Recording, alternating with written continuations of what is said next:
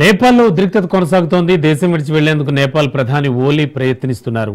Social మీడియాపై ban ఎత్తివేసింది Nepal ప్రభుత్వం. నిన్న ఖాట్మండులో జరిగిన ఆందోళనలో హింస చెలరేగింది. కాల్పుల్లో 19 మంది మృతి చెందారు. 300 మందికి పైగా గాయాలయ్యాయి. ఆందోళనలకు తలొగ్గి సోషల్ మీడియాపై నిషేధం ఎత్తివేశారు.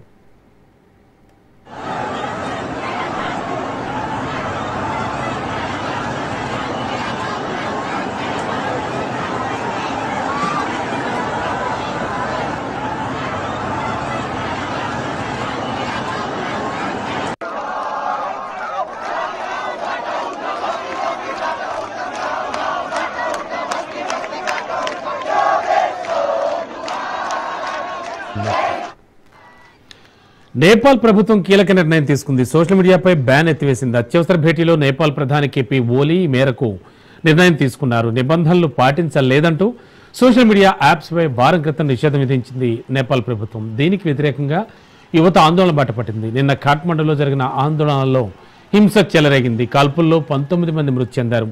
300 మందికి పైగా గాయాలయ్యాయి. దీనికి బాధ్యత వహిస్తూ నేపాల్ హోంమంత్రి రాజీనామా చేశారు. ఆందోళనలకు తలొగ్గి సోషల్ మీడియాపై నిషేధం ఎత్తివేసింది నేపాల్ ప్రభుత్వం.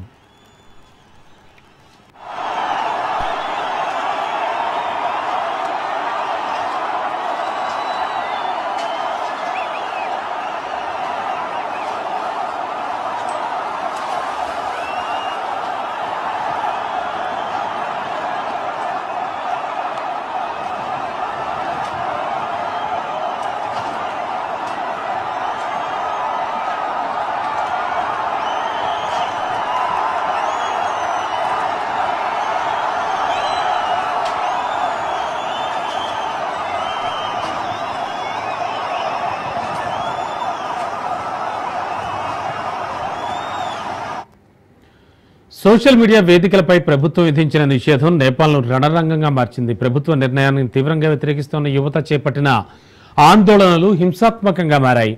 రాజధాని ఖాట్మండులో జరిగిన నిరసనల సందర్భంగా పోలీసులు జరిపిన కాల్పుల్లో 19 మంది ప్రాణాలు కోల్పోయారు. ఈ ఘటనలో మరో 300 మందికి పైగా గాయపడడంతో దేశవ్యాప్తంగా తీవ్ర ఉద్రిక్త పరిస్థితులు నెలకొన్నాయి. ఘటనల నేపథ్యంలో నేపాల్ హోంమంత్రి రాజీనామా చేశారు. రాజీనామా లేఖను పీఎంకు పంపించారు.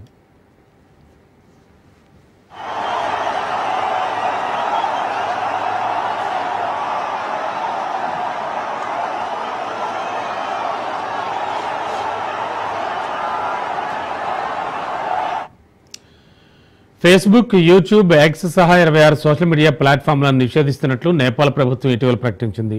ఈ నిర్ణయానికి వ్యతిరేకంగా హమీ నేపాల్ అనే సంస్థ ఆధ్వర్యంలో వేలాది మంది విద్యార్థులు, యువకులు ఖాట్మండులోని మైత్రి ఘర్ వద్ద సమావేశమయ్యారు. సోషల్ మీడియాను కాదు, అవినీతిని మూసేయండి అని, మా భావ ప్రకటన స్వేచ్ఛను హరించవద్దంటూ ప్లకార్డులు ప్రదర్శించారు. ప్రభుత్వానికి వ్యతిరేకంగా నినాదాలు చేశారు. జాతీయ జెండాలు చేబూని జాతీయ గీతం ఆలపిస్తూ పార్లమెంట్ భవనం వైపు భారీ ర్యాలీగా కదిలారు.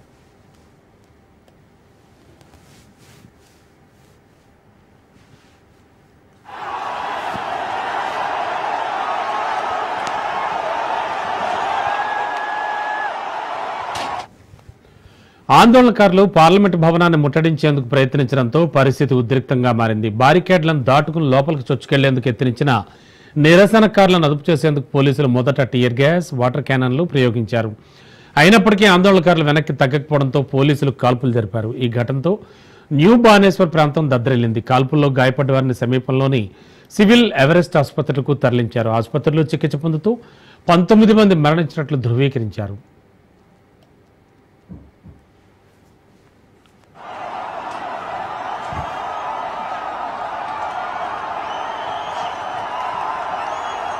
Okay.